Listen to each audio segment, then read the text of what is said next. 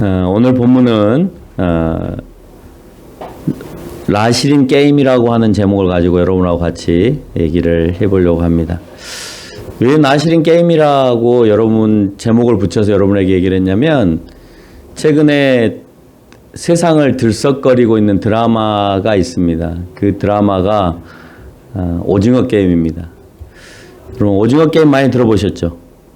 이 오징어 게임이라는 제목을 가지고 드라마를 만들었는데, 이게 방탄소년단만큼이나 지금 대박이 나서 전 세계 사람들이 이 드라마에 지금 흥분해 있고 보고 있습니다. 이 드라마에 등장하는 게임이 몇 가지가 있습니다. 무궁화꽃이 피었습니다. 잘 아시죠? 네. 그다음에 뽑기, 뽑기 아시죠? 그다음에 줄다리기, 그다음에 딱지치기, 함정 건너기, 구슬치기, 오징어 게임, 이런 게임들을 토대로 해서 드라마를 만들었습니다. 원래 이런 게임들은 여러 가지 재화, 여기서 말하는 재화라고 하는 것은 딱지나 구슬들을 얘기하겠죠. 재화나 사람, 힘센 사람이나 똑똑한 사람들을 어떻게든지 포섭해서 그 게임을 즐기려고, 그 사람들과 한편을 해서 내가 게임을 하려고 하는 그런 속성들이 있습니다. 근데 마찬가지로 오늘 이 드라마 속에서도 그 게임을 할 때 여기에서 사냐 죽느냐의 문제는 한 게임을 쉬고 그 다음 게임에 들어갈 수 있느냐의 문제가 아니라, 거기에서 게임에서 져버리면 진짜 총을 맞아 죽어야 되는 거예요.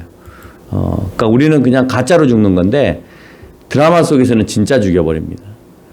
그래서 진짜 힘센 사람이 필요하고 진짜 똑똑한 사람이 필요한 그런 게임으로 비춰집니다.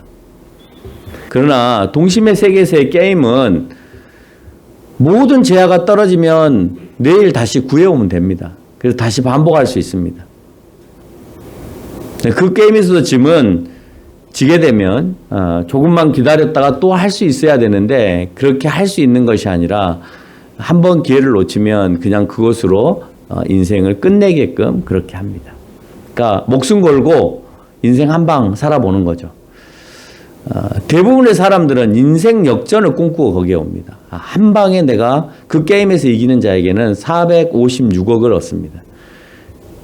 그 돈을 얻기 위해서 자기 목숨을 내걸고 거기에 오는 거예요. 근데 중요한 것은 다들 사람들이 일확천금의 꿈을 꾸고 있는 거예요. 한 방에 내가 이거 잘하면 이만큼 벌 수 있어. 이거를 평상시에 세상 가운데서도 꿈꾸며 살아왔어요. 그래서 빚더미에 앉아 있거나 아니면은 불행한 삶을 살고 있거나, 빚더미에 앉아 있으면 당연히 불행한 삶으로 연결이 되어지는 거 어쩔 수 없는 거예요. 그러니 사람들은 흥분합니다. 더 자극적인 것을 봐야만이 즐거워하는 이 시대가 되어버렸기 때문에 그래요. 그래서 어지간히 자극적이지 않으면 흥미가 없는 겁니다. 근데 가장 순수한 것을 가장 잔인한 것으로 만들어서 사람들의 마음을 흥분시켜 버리는 거예요. 처음부터 잔인해서 끝까지 잔인하면 별로 재미가 없습니다. 가장 순수하다고 생각했던 저 동심의 세계 게임을 가지고 어떻게 저 사람들이 할 건가를 지켜보는데 사람들이 죽어나가는 거예요. 그러니까 그것만큼 자극적인 것이 없죠. 기복이 굉장히 크잖아요. 이 드라마는 지금의 세상을 풍의적으로 그려낸 드라마다라고 하는 것을 볼 수 있습니다. 찰스 다윈의 진화론이 담고 있는 우월인자만 살아남는 약육강식의 이론이 전형적으로 이 드라마 안에 녹여져 있죠. 그것은 다른 말로 얘기하면 지금의 이 사회가 그렇게 비춰지고 있다라고 하는 것을 감독이 다시 재해석해서 드라마를 만든 것입니다. 남을 이기지 못하면 세상에서 살아남을 수 없는 그런 사고. 여러분 직장 생활을 해봤으니까 아시겠지만, 그래 지금 사회가 그런 사회야 라고 누구나 다 그런 생각들을 할 겁니다.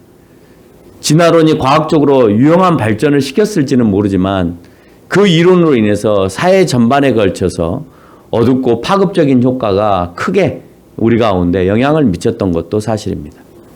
이유는 1등이 아니면 의미가 없습니다.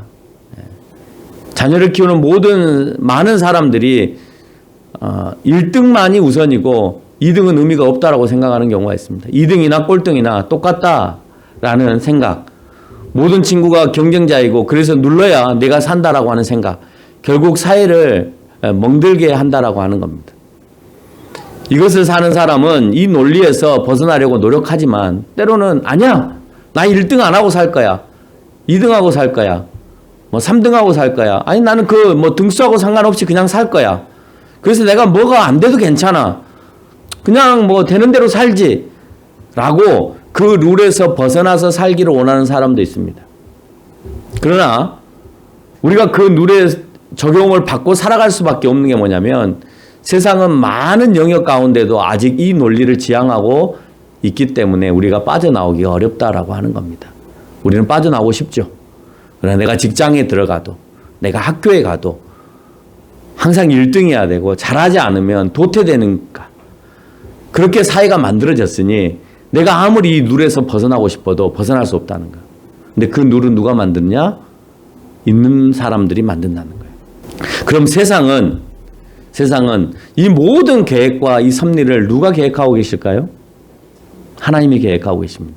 하나님이 계획하고 있는 세상을 세부적으로 우리가 사는 세상 가운데 인간들이 그 계획을 한번 계획해 보려고 열심히들 이런 방법 저런 방법으로 하고 있다는 거예요. 그리고 우리는 최종적으로 진화론적 관점에서 모든 것은 진화되어져서 우리가 인간이 되고 동물이 되고 식물이 되었다라고 하는 진화론적 관점에서 세상을 만들어 놓고 그 룰 속에다 우리를 집어넣습니다. 하나님은 그렇게 만들지 않았습니다. 하나님의 형상으로 우리를 이미 온전하게 만들어 놓으셨다고 했지 아주 열등한 생명체에서 우등한 생명체로 점점점 진화되어졌다라고 얘기하지 않습니다. 물론 인간이 시간이 흐르고 환경이 바뀌어서 뭐 키가 더 커지고 몸무게가 더 많이 나가고 또 쓰는 내 육체에 쓰는 부위가 더 발달이 되어지고 하는 영역에 있어서는 시간이 흐름으로 인해서 그렇게 되어졌죠. 그러나 원숭이가 사람이 되고 원숭이 이전에 말이 원숭이가 되고 또 네 발 달린 짐승 이전에 또 조류가 포유류가 되고 또 포유류 이전에 파충류가 조류가 되고 뭐 이래 가면서 인간이 됐다라고 하는 것은 성경적으로 맞지 않은 그런 이론이다라고 하는 것입니다. 세상에도 룰이 있듯이 하나님께서는 이 땅의 모든 만물의 규칙과 질서를 부여하셨습니다. 그러나 그거는 공평한 거고 그 순리를 따라갔을 때 모두가 평화롭게 살아가는 것입니다. 그런데 여기에서는 그 룰을 잘 지킨다 할지라도 이기지 못하면 결국 생존할 수 없는 그런 세상으로 만들어가고 있다는 거예요. 그중 특별히 오늘 본문을 통하여서 그 룰과 함께 얘기해보고 싶은 대상이 있습니다. 제가 지금 사사시대를 배경으로 해서 여러분들에게 설교를 진행하고 있는데요. 사사시대나 또 룻기도 마찬가지로 사사시대죠. 또 사무엘상으로 넘어와도 아직까지 사울왕이 세워지기 전까지는 사사시대입니다. 그래서 그중 특별히 사사시대의 인물이었던 두 라신의 모습을 오늘 발견하면서 그들은 하나님께서 주신 그 룰을 얼마나 지켜가고 있느냐 하는 것을 한번 살펴보려고 합니다. 룰은 성경에 다음과 같이 설명합니다. 나실이는 하나님이 들여진 사람이다라는 의미를 갖고 있습니다. 그런 사람에게 어떤 룰을 가지고 있느냐? 사사기 13장 3절에 보니까 포도주와 독주를 마시지 말며 부정한 것을 먹지 말라라고 되어 있습니다. 그렇게 안 하겠다라는 거예요. 내가 그렇게 먹이지 않겠다라고 하는 겁니다. 그리고 여호와의 사자가 그렇게 하지 말아라. 네가 아들을 낳을 건데 걔를 나실인으로 삼되 포도주와 독주를 마시지 말고 부정한 것을 먹지 말라 했습니다. 5절에 가서는 그 머리에 삭도도 되지 않는 이라고 표현하고 있습니다. 그대로 어려서부터 자라난 그대로 그냥 기르게 해라 라는 거죠. 심지어 13장 14절에서 보니까 포도주의 소산을 먹지 말고 포도주와 독주를 마시지 말며 어떤 부정한 것도 먹지 말고 내가 그에게 명령한 것을 다 지켜라 그랬습니다. 다 지켜라. 하나님께서 그 나실인에게 말한 모든 것들을 지켜라는 거예요. 오늘 삼손과 사무엘이 출생했던 그 당시에 여호와의 명령 가운데 가장 중요한 명령은 이방 여인과 결혼을 금하는 거였습니다. 이유는 나를 버릴까 봐. 너희를 지켜준 하나님을 버릴까 봐 다른 것에 대한 숭배를 철저하게 금하는 거였어요. 근데 어떻게 됐는지 여러분 잘 아시잖아요. 사무엘상 1장 11절에서 사무엘서에서도 사무엘에게 얘기할 때 삭도를 그에게 되지 않겠다라고 한나가 고백합니다.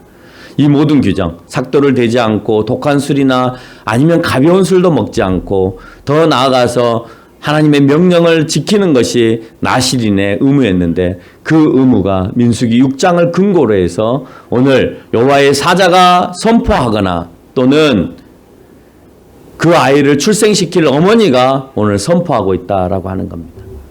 그런데 삼손은 어땠습니까? 이방인에게 이 룰을 적용을 시켰습니다. 자, 나실인은 이렇게 적용하면서 이런 룰을 지키면서 살아야 돼라고 얘기했는데 이방인들에게 잔치를 베풀고 술과 함께하고 기생과 함께했고 그래서 거기에 기생과 함께하기 위해서는 술에 빠져야만 살 수 있는 거고 또 먹지 말라는 부정한 음식을 일부러 먹고 다니고 하나님의 명령을 지켜야 되는데 이방 여인과 혼인을 하고 기생과 함께하는 시간들을 지킴으로 인하여서 그렇게 함으로 인해서 철저하게 하나님의 룰을 어기고 있는 삼손의 모습을 우리는 볼 수가 있다는 거예요. 삼손은 하나님께서 명령한 룰을 어겨가고 있습니다. 결국 그는 모든 머리가 밀리고 밀지 말아야 되는 머리가 자기 스스로 밀리는 것이 아니라 타인에 의해서 다 밀려버리고 그래서 힘을 쓸 수 없는 사람이 되어지고 죽음 앞에 놓이게 되는 상황 가운데 놓였습니다. 그리고 하나님께서 한 번의 기회를 더 주셨지만 그거 역시 마지막으로 이 땅에서 비참하게 생을 마감함으로 인해 그것을 사용하게 되어집니다. 그럼 사무엘은 어땠습니까? 하나님이 주신 나신의 룰을 어떻게 지켰는지 사무엘상 2장 35절을 보니까 사무엘은 내 마음 내 뜻으로 행한 것이나 내가 그를 위하여 견고한 집을 세우리니 그가 나의 기름 부음 받은 자 앞에서永구히 행하리라 라고 얘기하고 있습니다. 마음과 그 뜻을 다해서 모든 사람들 앞에 내가 영구히 서 있게 하겠다라고 설명하는 것이에요. 사무엘을 평가할 때 그렇게 평가되어집니다. 정말 마음과 뜻을 다해서 하나님을 섬기고 있구나. 2장 27절을 보니까 여호와의 사람이 와서 말한 내용이 그렇게 표현되어지는 겁니다. 여호와의 사자가 사무엘을 표현할 때 내 마음과 내 뜻을 행할 것이다. 누가요? 사무엘이요. 3장에서 3번이나 하나님의 소리를 사무엘은 듣습니다. 삼손은 못 듣습니다. 사무엘은 하나님의 소리를 듣는 사람으로 바뀌어갑니다. 3장 20절은 온 이스라엘은 사무엘이 여호와의 선지자로 세움을 입은 줄 알았다라고 그렇게 표현하고 있습니다. 많은 사람들이 인정하는 사람이었습니다. 몇몇 사람만 인정하는 사람이 아니었습니다. 모든 사람들이 사무엘은 여호와의 선지자다라고 할 만큼 그는 의롭게 살아왔다라고 하는 겁니다. 말을 잘하거나 하나님이 이런 말을 했다라고 선포하고 돌아다니는 그런 정도의 사람이 아니라 실제 하나님의 말씀을 받아서 살아가는 그 삶을 그가 살아감으로 인해서 정말 여호와의 선지자다. 내가 선지자야 라고 말하고 다니지 않아도 그래 너는 선지자야 라고 모든 백성이 인정해주는 그런 사람이었다는 거예요. 사무엘이 사사로 있을 때 4장 2절로 10절을 보면 이스라엘이 블레셋 사람 앞에서 패배하였다라고 되어 있습니다. 삼손은 블레셋 사람들을 잡으러 들어갑니다. 그런데 결국 잡지 못하고 그에게 포로가 되어서 결국 눈에 빼임을 당하고 그리고 연자맷돌을 돌리는 고통을 당해야 되는 그래서 블레셋 사람들로부터 놀림을 당하는 그런 상황으로 되어졌지만 오늘 사무엘이 통치하는 그 시대에는 이스라엘이 블레셋 사람들 앞에서 블레셋 사람들이 그 앞에서 패배하였다라고 되어 있다는 거예요. 하나님의 계가 블레셋에 들어갔을 때 아스돗에서는 큰 이적이 일어나서 블레셋에 의해서 모든 것들이 이스라엘 백성들을 치고 넘어뜨리는 것이 아니라 블레셋 사람 스스로가 그 법궤를 내놓는 그런 모습도 우리가 살펴볼 수가 있습니다. 누가 치지 않아도 누가 그것을 빼앗아 오지 않아도 하나님께서 그 이스라엘 백성들을 통하여 또는 블레셋을 혼돈하게 만들어서 블레셋을 어렵게 만들어서 내놓을 수밖에 없게끔 하나님께서 알아서 왕이 되셔서 이끌어가고 계시는 것을 볼 수가 있죠. 사무엘이 무엇을 하지 않아도 블레셋을 꼼짝 못하게 하는 장면들을 우리는 성경을 통해서 확인해 볼 수 있습니다.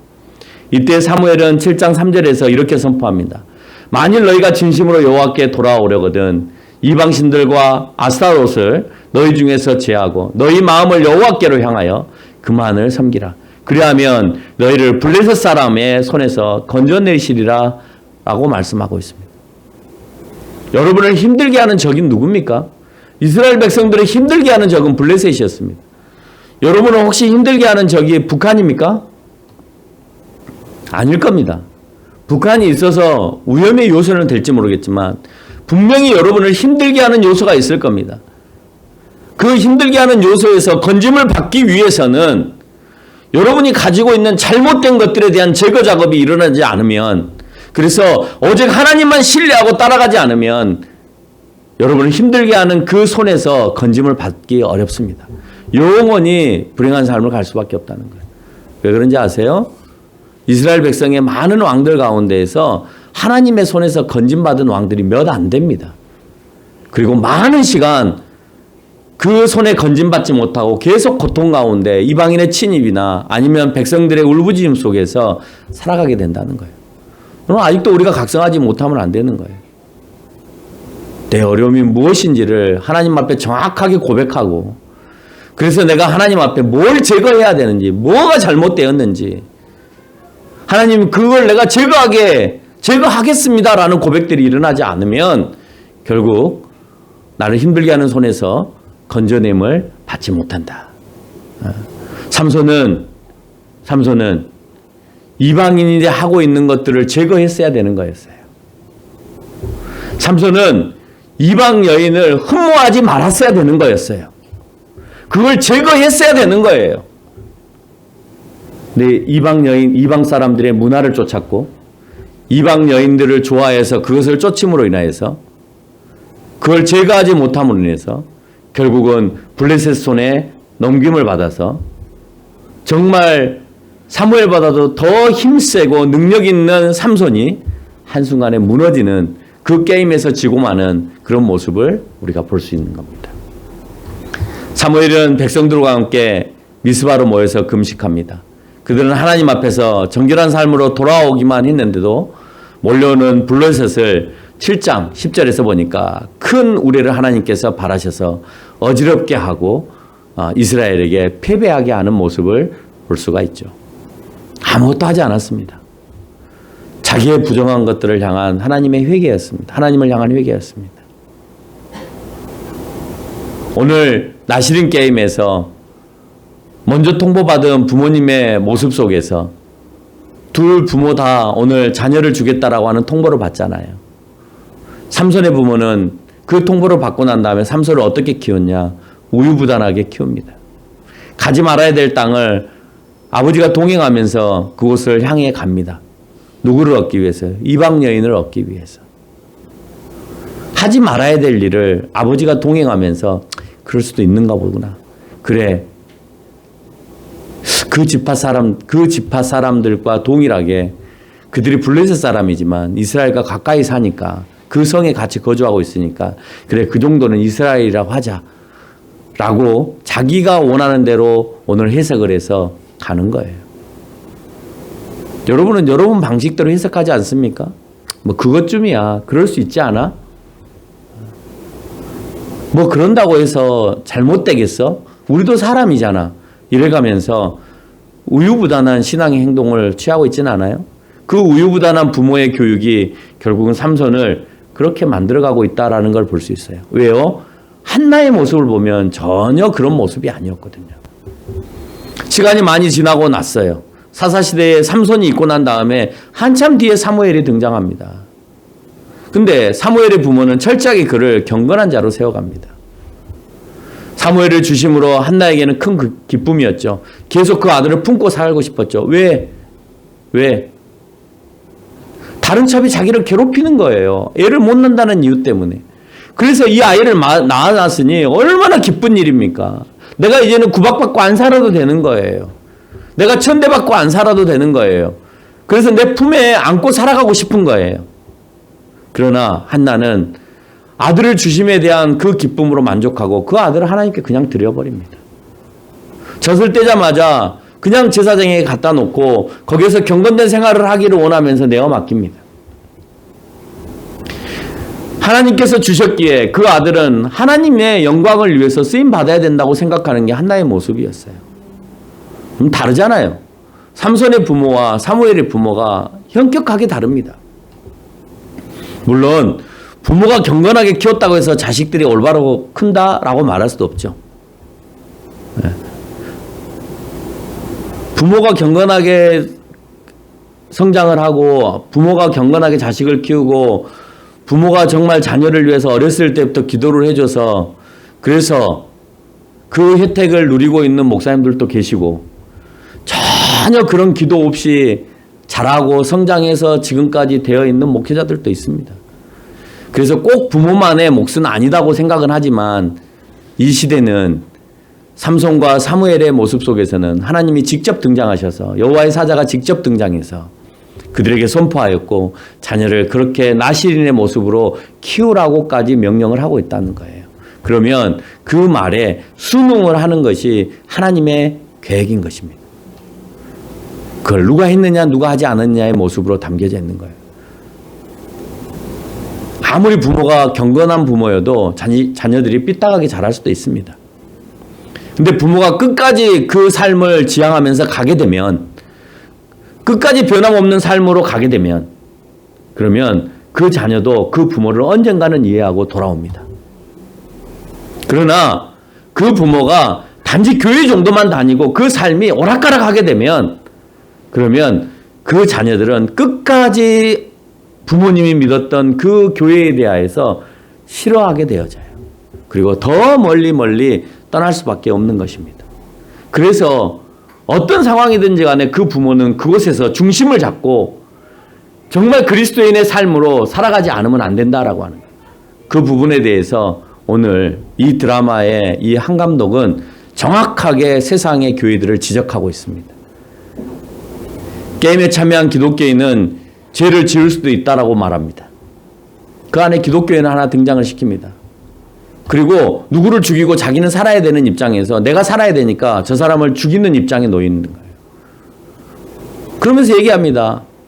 이것도 하나님의 계획 속에 있다고. 그리고 내가 저 사람을 어떻게 해서 저 사람이 만약에 죽게 되면 나로 인해서 저 사람이 죽게 되면 나는 그러면 회개하면 된다고. 그리고 하나님은 내가 회개할 때마다 다 용서해 주신다고 그런 말들을 대사 속에다가 집어넣습니다. 지금 순간 내가 죄를 짓는다 하더라도 회개만 하면 되지 하는 생각을 세상 사람들에게 그 게임의 잔인함보다도 더 악하게 우리에게 보여주고 있어요. 그 게임이 잔인한 게 아니고요. 그 기독교인이 그렇게 말하는 게 더 잔인하게 보여지는 거예요. 그 드라마 속에서. 뭐 잘못하면 어때? 또 회개하면 되지. 내가 지금 뻔히 잘못하고 있는 걸 여러분이 아시면서 그 일을 하고 있는 거예요. 왜? 내가 회개하면 된다라고 하는 이유 때문에 그렇습니다. 물론 죄를 지으면 회개하면 됩니다. 누가복음 13장 3절에 보니까 너희에게 이르노니 아니라 너희도 만일 회개하지 아니하면 다 이와 같이 망하리라 라고 말씀하신 것처럼 회개해야 안 망하는 건 맞습니다. 틀린 말은 아닙니다. 그러나 그것을 이용해서 죄를 계속해서 짓고 나아간다면 어제 지었던 죄를 또 짓고 나아간다면 그것은 드라마 속에 등장하는 그 기독교인과 전혀 다를 바가 없다라고 하는 거예요. 우리는 여기서 진정한 회개를 한번 생각해 볼 필요가 있습니다. 진정한 회개는 성령을 통해서 내 전 인격이 바뀌는 겁니다.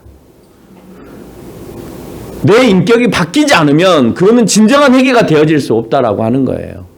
내 생각이 바뀌고 내 마음이 바뀌고 내 행동이 바뀌지 않으면 우리는 진정한 회개를 했다라고 말할 수 없는 겁니다.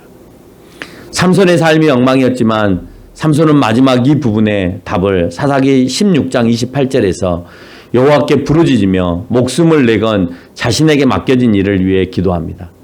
삼손이 여호와께 부르짖어 이르되 주 여호와여 구하옵나니 나를 생각하옵소서.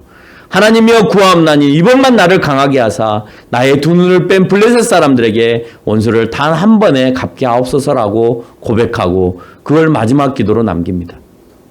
마지막으로 자신의 목숨을 내놓고 결국 하나님의 일을 하다가 죽는 삼손의 모습을 우리는 성경을 통해서 살펴볼 수가 있습니다.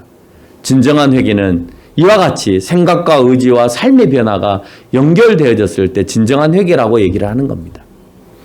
오징어 게임에 등장한 첫 번째 기독교인은 PPT를 보여주세요. 세상에 바닥 생활을 하다가 결국 돈을 더 벌 수 있다라고 하는 일확천금의 그 소식을 듣고 그것에 꿈을 꾸고 그 게임장을 빠져나갈 수 있었음에도 불구하고 다시 기회를 주니까 다시 돌아와서 두 번의 반복을 통해서 그래서 그 장소에 놓이게 되는 인물로 나타납니다.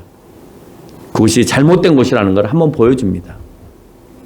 그리고 거기 모여있는 사람의 51%가 동의를 하면 그 게임은 취소되어지고 다시 원상태의 위치로 돌려보내줍니다. 그래서 한번 그런 일이 있었습니다. 그 게임을 하는 도중에 너무 잔인하니까 사람을 죽이니까 그래서 우리를 돌려보내달라라고 얘기를 합니다. 그래서 다 돌려보내줬습니다. 근데 그 사람들이 다시 전화를 해서 그 게임의 장소로 몰려오는데 그 안에 기독교인도 내포하게끔 설정을 해놨습니다. 그러지 않을 수도 있겠죠. 그러나 그 감독은 기독교인을 그렇게 묘사하고 싶은 거예요. 니나 나나 다를 거 없다. 웃기지 마라.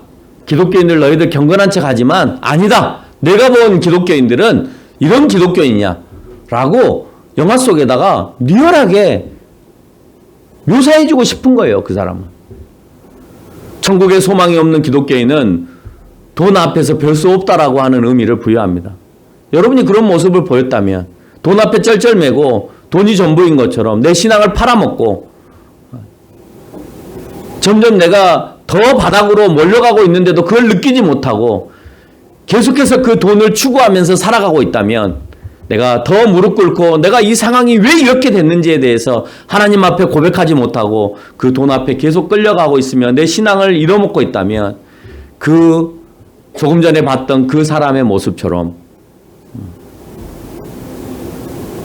우리는 세상 가운데 그렇게 비춰질 수밖에 없다는 거예요. 그런 사람이 아무리 세상에 나가서 복음을 전하고 선포를 한다 하더라도 그 말을 받아들이거나 이해하거나 전도되지 않습니다. 너도 그렇게 살면서 무슨 그래 너나 잘 믿어 그렇게 되겠죠. 여러분의 말에 힘이 없다라고 하는 것은 여러분이 그렇게 살지 못한다라는 또 다른 반증이기도 합니다. 감독이 살아보니까 기독교인들도 다 똑같다. 다른 놈 하나도 없다. 라고 하는 것을 보여주는 거였어요. 오늘 그 드라마 속에는 또 다른 기독교인 한 명이 더 등장합니다. 이 사람은 천국의 소망만 가지고 있습니다. 아까는 천국의 소망이 없으니까 돈의 목적을 갖고 살아가죠. 이 사람은 천국의 소망만 가지고 있습니다. 아무것도 하지 않습니다. 천국의 소망을 가지고 있기 때문에. 일확천금의 꿈도 없습니다. 세상에 길을 막고 삽니다.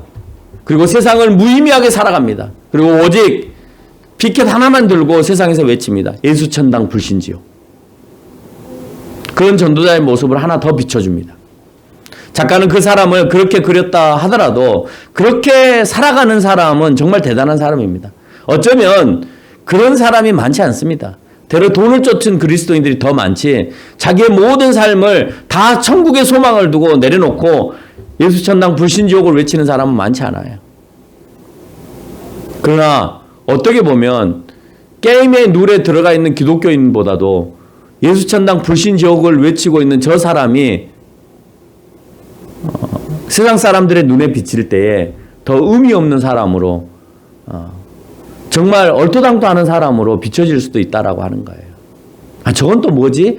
드라마를 보면서 많은 사람들이 그런 생각을 하게 됩니다. 저런 사람들 때문에 기독교인들이 욕 얻어먹어 라고 얘기할 겁니다. 본인의 삶을 한번 돌이켜 보십시오. 여러분 정말 천국을 포기하고 돈을 쫓아가면서 내가 예수 그리스도를 믿는 것처럼 입으로만 고백하는 신앙인이었는지, 아니면 천국의 소망을 두고 이 땅에 다 길을 닫고 오직 예수천당 불신지옥만 외치고 달아가는 사람이었는지. 여러분은 어쩌면 그 피켓을 들고 돌아다니는 예수천당 불신지옥을 외치는 사람의 수준에까지 아직 이르지 못하고 다들 어쩌면 세상을 쫓아서 내 신앙을 팔아가면서 그렇게 살아간 사람이 더 많다라고 하는 겁니다. 그런데 우리는 그 사람을 욕하기에 앞서서 더 한심한 사람으로 그 피켓을 드는 사람을 더 지적할 수 있다는 것에 우려가 더 커진다라고 하는 것입니다. 그것만 외친다고 사람들이 예수님을 믿지 않습니다. 예수천당 불신지옥을 외친다고. 왜 안 믿을까요? 삶 속에서 예수천당의 삶이 일어나지 않고 있기 때문에 그래요. 네가 예수천당의 삶을 살아간다면 네 삶 속에 천당의 모습이 있어야 되는 거예요. 근데 그게 없는 거예요. 너무 찌질해 보이고, 너무 나약해 보이고, 너무 없어 보이고, 내가 저렇게 사느니 나는 저렇게 안 살겠어라는 생각이 더 많다는 거예요. 저렇게 안 살아도 되는데 왜 저렇게 살아야 돼? 저게 무슨 천국이야? 무슨 천국을 소유한 사람의 모습이야? 라고 하는 것이 그 피켓을 들고 있는 사람의 모습 속에도 나타난다는 거예요. 천국 가는 사람의 삶이 이 땅에서 실현되지 못하면, 그래서 그 실현된 삶을 나타내지 못한다면 그 사람을 통하여서 예수님의 증거는 불가능해진다라고 하는 겁니다. 그 외침은 강대상에만 외치는 교육자들이나 교회 안에서만 외치는 교인들의 삶 속에서도 전혀 증거로 나타나지 않는 것과 다르지 않다라고 하는 거예요. 여러분, 저도 외치죠. 예수님 믿으면 내 삶이 천국이 되어집니다. 그렇게 바뀌어가야 됩니다. 평화로워져야 됩니다. 라고 외칩니다. 근데 그렇게 살지 못하면 저도 똑같은 사람인 거죠. 예수 믿으니까 기쁩니다. 평안을 얻었습니다. 라고 말하는 여러분들의 마음속에서 그런 삶을 살아내지 못하면 여러분도 똑같은 사람인 것입니다. 그래서 세상 사람들이 볼 때 기독교인은 그렇게 살아가고 있기 때문에 오늘 영화 속에서라도 드라마 속에서라도 녹여서 그래 너희는 이런 사람 정도밖에 안 돼 라고 하는 것을 보여주고 싶은 거예요. 정말 그 영화를 보면서 화가 많이 났지만 다른 한편으로 기독교를 정말 잘 꼬집고 있구나. 저런 사람들의 귀에 기독교인들이 경청하지 않으면 우리는 우리 스스로가 잘 사는 것처럼 착각하면서 세상 사람들은 기독교를 그렇게 보고 있지 않는데 우리만 경건한 척, 우리만 평화로운 척 그렇게 착각하고 살아가겠구나라는 생각을 했습니다. 드라마 속에 등장하는 사람은 적어도 예수님을 모르는 사람에게 예수 천당이라고 외치기라도 했지만 교회 안에만 머물러 있거나 자기 신앙 안에만 머물러 있는 사람은 그것도 못하는 더 나쁜 사람들이다라고 하는 겁니다. 어쨌든 황동혁 감독은 영화 동안이를 제작하면서도 마찬가지였지만 그는 기독교를 노골적으로 비판하는 설정을 늘 취하고 있는 것에 대해서 목사로서 불쾌감을 금하지 못합니다. 그렇지만 그 따끔한 소리에 귀를 기울일 필요도 있다라고 하는 거예요. 그렇지 않으면 기독교는 점점 세상 가운데서 요거도 먹는 종교로 머무르게 되어진다라고 하는 겁니다. 결론을 맺겠습니다. 결국 이 드라마는 돈 많은 한 노인에 의해서 기획되었습니다. 세상은 돈 있는 사람들이 기획하고 돈 없는 사람들이 그 안에 경쟁해서 살아가게끔 되어 있습니다. 그것을 그 사회, 우리 사회 안에 벌어지고 있는 그 사회의 모습을 신랄하게 보여주고 있는 거예요. 그리고 그 노동자들의 노력으로 재벌들은 더욱더 부자가 되어집니다. 그러나 이 드라마와 두 사사가 시사하는 바는 죽음 앞에서라는 의미입니다. 죽음 앞에서. 드라마 속에서도 죽음 앞에서, 오늘 사사들도 죽음 앞에서 아무리 돈이 많고 힘센 사람이라 할지라도 모두가 다 죽는다라는 원칙은 하나님께서 만들어 놓으신 계획입니다. 죽음 앞에서 돈도 능력도 쾌락도 아무런 힘을 쓰지 못한다라고 하는 것을 오늘 한 할아버지의 모습 속에서 아무리 비싼 건물에 누워있고 훌륭한 의료 장비에 의지하고 있다 하더라도 그 생명이 그 순간 끝나버리고 만다라고 하는 것을 그 영화 속에서 보여주고 있습니다. 또 다른 한 면을 보여줍니다. 그와 마찬가지로 오바르페에서 행인이 길가에 쓰러져 있습니다. 돈도 없습니다. 그런데 중요한 것은 세상이 그를 살려줍니다. 그래서 돈 많은 부자가 얻지 못한 그 생명을 오늘 세상의 도움을 통하여서 생명을 연장시켜 가고 있다라고 하는 것으로 그 드라마는 마지막을 그립니다. 우리는 여기서 영원한 생명을 누가 부여하고 계시냐 하는 것을 생각해 볼 필요가 있는 거예요. 세상은 의로운 사람에 의해서 그 생명을 연장시켜 주지만 영원한 생명은 예수 그리스도로 말미암아 내가 예수 그리스도를 진정으로 믿고 진정한 회개가 일어나는 내 삶을 통하여서 예수님은 나를 생명의 길로 인도한다라는 사실이에요. 그것을 놓쳐버리면 내가 돈으로 모든 것을 살아가는 그 노인과 같이 살아갈 수밖에 없다라고 하는 것을 기억하는 시간이 되어야 된다는 거예요. 이 땅에서 누른 오직 하나님의 말씀에 순종하는 누리입니다. 그 순종한 누를 놓치는 순간에 내가 삼손의 모습으로 살아갈 수밖에 없다라고 하는 것. 내가 그 룰에 철저하게 순종하고 내가 보고 싶은 내 부모도 보지 못하고 부모가 원하는 대로 경건한 삶을 살아갔던 사무엘의 삶으로 인하여서 본인이 무엇을 아무것도 하지 않는다 하더라도 하나님께서 그의 손이 되어 주셔서 모든 것들을 이기게 하시는 모습을 우리가 볼 때에 우리의 삶이 어떻게 돌아가야 되는가 하는 것을 기억하는 저와 여러분이 되시기를 바랍니다. 아멘.